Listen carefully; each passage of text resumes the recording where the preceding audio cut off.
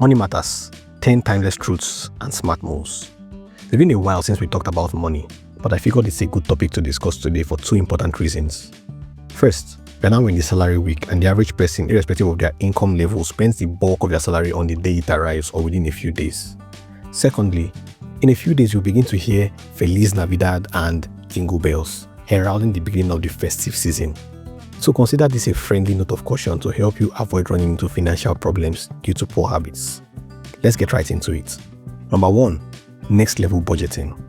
You've probably been told about budgeting a million times, but are you practicing it? Having a budget helps you to avoid impulse buying, but just doing a budget doesn't always work. So for those who struggle greatly with everyday budgeting, let me prescribe something I learned that I call next level budgeting. If possible, separate the money meant for various purposes into different accounts. This will help you monitor how much you have left for each purpose. A more stringent approach which works like magic is to physically withdraw your expendable income and separate into different envelopes and then label each one. This way, if you happen to exhaust the money meant for a particular purpose and you need more, you'll be forced to take money from another envelope, and it reminds you of what you may have to forfeit as a result of overspending on one budget item. Number 2, track your spending. We've talked about this much earlier in the year. I've been very intentional about tracking my expenses for almost 5 years, and it has helped me a great deal. Sometimes, you may think that it's the bulk transfers that you make that drain your account, but most times, the few bucks we throw here and there have a greater impact when aggregated. I looked at my spending tracker last week, and when I saw the total of what I'd spent on a particular item this year, I was really amazed. Sometimes you may not necessarily be wasting money, but at least your tracker can help you understand where your money went.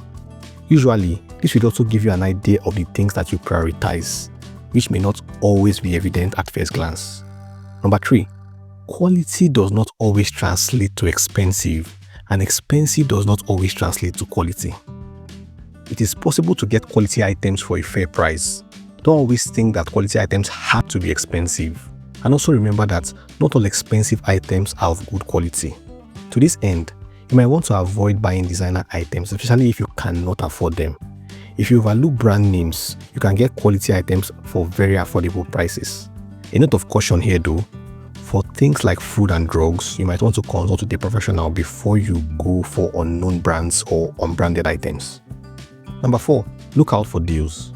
Always be on the lookout for good deals like price slashes, Black Friday deals, and clearance sales. This is partly why you need to have savings, because when there's a nice deal, they're usually there for a limited time. Prepare for war in time of peace. Save up for such offers when you have an overflow. Another note of caution here too. Whenever you see a deal, be sure to read between the lines and understand if there's a difference between the item at the original price and the item at the slashed price. Usually, the difference is so subtle that you may not notice until it's too late. Remember also not to be greedy, and remember that if it sounds too good to be true, there's a good chance that it is. Number 5, bulk buying. In addition to deals, bulk buying can also maximize your limited funds. You can collaborate with friends to buy things in bulk and share. This is usually much cheaper than buying small quantities alone. Number 6, don't spend money on things you can't afford to impress people or prove a point. Unfortunately, many people still live this way, and this is one of the major causes of financial stress. Some of the people you are competing with, you should rather be learning from. The fact that your colleague on the same salary level as you is doing certain things that appear to be beyond their pay grade should not put you under pressure to catch up. Some of them have just learned how to maximize their earnings and multiply their income. Don't be afraid to ask questions and arm yourself with the right information. Number 7, never depend on promissory notes. No matter who makes you a promise or under what conditions they do, never depend on promissory notes. Don't calculate your future expenses based on money that isn't yet in your hand. It doesn't matter who made you the promise. Your parents, your siblings, a friend, your boss, or maybe a contract that you hoped to land. Until the money gets into your hand, it doesn't exist. Plan only with what is available to you now. Ignore this principle at your own peril. You might have to learn the hard way. Number 8, the fact that you are looking for $20,000 to solve a big problem does not mean that you should ignore that $10 problem that you have now. I believe in doing the big things and the small things. Sometimes, solving a small problem can give you the boost you need to raise the money for the big problem. A motivational speaker once said that if the money you have cannot solve the problem you have, eat it. That's on a lighter note, but the idea is that you shouldn't kill yourself just because you have big problems. There will always be problems to solve, but don't forget to live in the moment.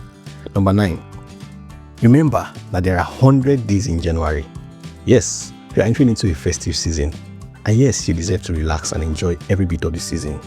Many people will receive December paychecks earlier than usual, but remember that January bills do not care about December festivities. The temptation to spend lavishly during the festivities will be strong. My advice is to set aside your January expenses before you start your holiday spending. Consider expenses like school fees, rent, or other annual payments that might be due in January, and possibly make room for exigencies too. Number 10, and finally, remember, financial freedom isn't built on grand gestures. It's built on daily decisions and consistent habits. Make every naira, dollar, or pound count. I want you to make a promise, not to me, but to yourself. Promise that you'll start being more intentional with your money, whether it's tracking your expenses, looking for smart deals, or planning for January. Take one action today that your future self will thank you for. More than just listening to the things I have said, I hope you practice them. And I hope that you'll be kind enough to share this valuable information with a friend. Until next time, keep being amazing. My name is Murphy Namdi Ochuba.